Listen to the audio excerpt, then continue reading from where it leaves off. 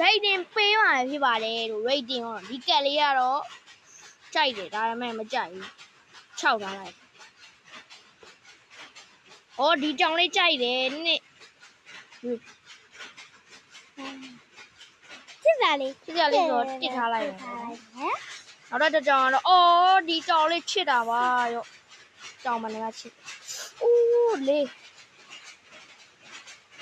အဲ့ဒါတော့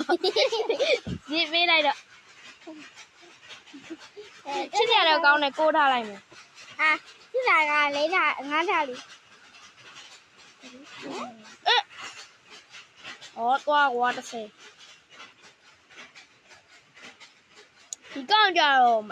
ကြိုက်တော့ကြိုက်တယ်ငားထားလိုက်ဟာဟွာအဲ့ဒါတရားပါပြီလို့ဘိုင်ဘိုင်ပါလို့